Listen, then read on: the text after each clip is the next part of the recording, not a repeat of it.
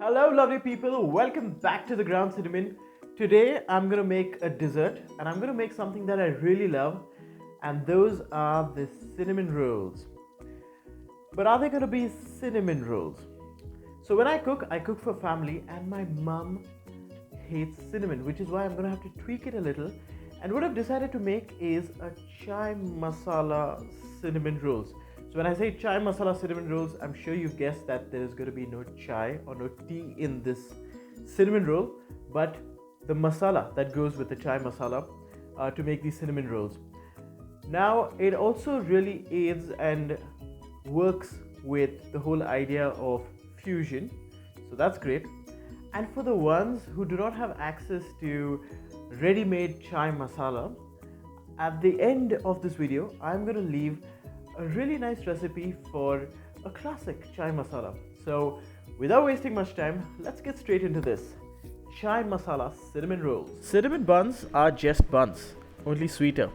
So to start off, you'll start like any other bread recipe, and that would be to activate your yeast. For this, you either want 1 cup of water or a cup of milk, but what's important here is the temperature. You want it at room temperature. Into this, you want to go in with some sugar. Now this is a fourth of a cup of sugar.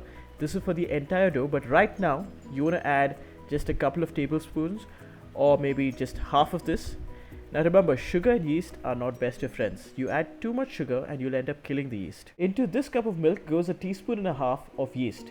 And once it goes in, you want to wait for it to activate. So in a few minutes, you will see a few bubbles on the top. You see that? Let me get that closer, like that. Now you can add the remainder of the sugar, and that's because you know the yeast is alive, it has kicked in, and it will be able to handle the rest of the sugar. Once that's turned in, you want to sift in 2 cups of flour, all-purpose flour. When you sift in the flour, the next step is going to be so much easier, which is to whisk all of this into a smooth paste. If you don't, you will end up with pockets of dry flour, which you'll have to individually break up, and that is a lot of work. So just sift it in and life is going to be so much easier. Now before we whisk all of this together, you want to add 25 grams of melted butter. Now this butter is going to help shorten the gluten strands and give us a super fluffy soft pastry. As you see, whisking this has turned out to be quite easy. And of course, this is not our final dough. We will be adding another half, maybe a full cup of flour, depending on how wet our dough is. But not yet. Right now, we're going to let this develop some flavor. So you're going to let the yeast do its job. So you want to keep this aside for an hour, hour and a half, let this double in size, and till then, we will make our chai masala filling. Here I have 75 grams of unsalted butter, and this butter you want it softened, not melted, softened, like really soft, room temp soft. Into this, you want to go with half a cup of unrefined brown sugar, a tablespoon of chai masala, and because I've used unsalted butter, I'm going to go in with half a teaspoon of salt. And I'm doing this because I want to control the salt content in this mixture. I like using unrefined brown sugar because it's really not that sweet. You could use any sugar, but I would recommend you use brown sugar. And there are quite a few types to choose from. Light brown sugar, dark brown sugar, demerara sugar. But you want to use brown because it gives that additional earthiness of the molasses. Let's go back to our dough. Oh, and that has definitely doubled in size. Now what we want to do is simply get kneading. But first we need to add another half a cup of flour. So what I'm going to do is I'm going to add this half a cup of flour on the working surface. And that is because once we pour this really sticky dough onto the working surface, it's definitely going to stick. So half a cup of flour on the working surface and incorporate it. Now you're probably going to need more, and how much more really depends on how wet the dough is. Now how wet the dough is, your dough and my dough is going to be completely different because it's going to differ from where you're making it, the altitude, the weather, the grain.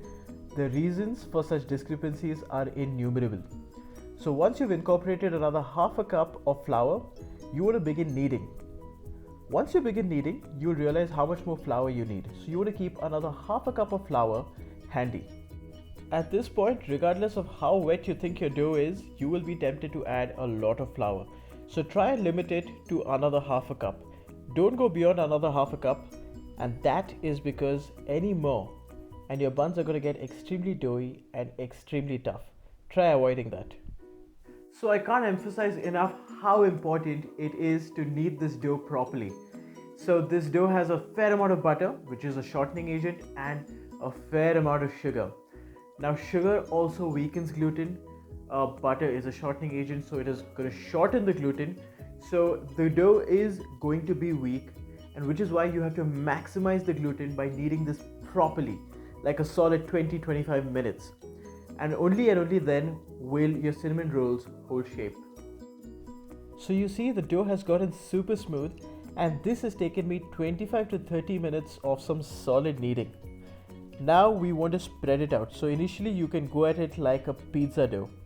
Take your fingers, spread it out, and eventually you want to use a rolling pin and you want to roll it out up to half a centimeter thick. You can go lesser if you like. Half a centimeter is good. Here you want to maintain a shape. You want to maintain a rectangular shape. And there's an easy way to do this. You want to scale on an offset spatula and you want to straighten as you go. It should eventually look like this. Keeping the corners clean like this aids in the rolling process. It's going to help us a lot later.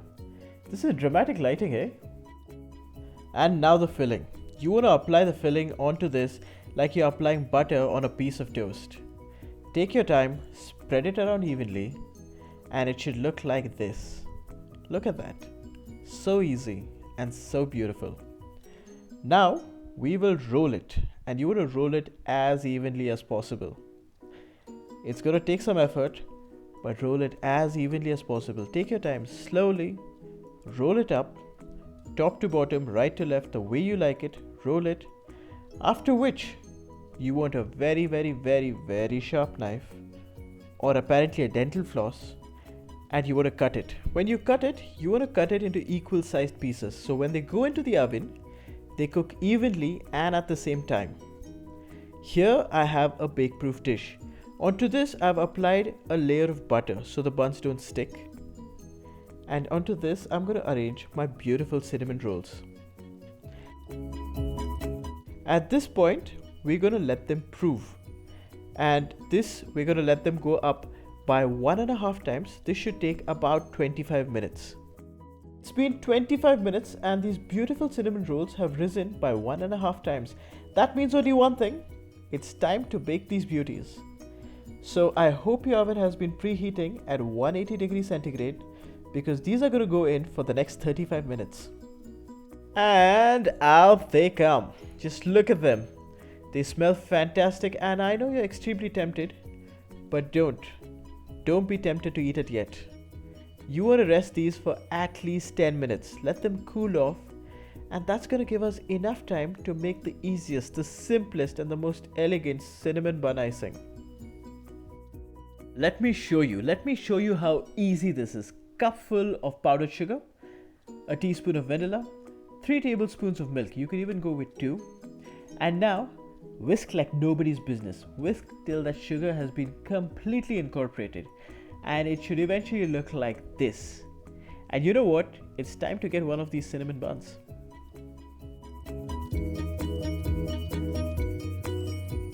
Oh yes, I is happy. So there you go, folk. Cinnamon rolls or chai masala rolls. Now these rolls, they go well with just so many things. Ice cream, classic vanilla ice cream, some cream cheese frosting with some pecans or walnuts. Your evening cup of coffee, black coffee, cinnamon rolls, classic combination. Now before I end this video, as I promised earlier, I'm going to show you how to make a classic chai masala. Now this chai masala clipping that's going to follow has been inspired by Chef Ranveer Brar. So thank you, Chef. The reason I like this recipe, or any chai masala recipe for that matter, is it's a perfect balance between cool spices and hot spices. So the first 5 spices here are the ones that are going to cool your system off, and the next 3 are hot. And most of all, what I love is this ground ginger. Ground ginger has this hint of spice, and when that spice comes through those sweet, sticky cinnamon rolls, it is just heaven.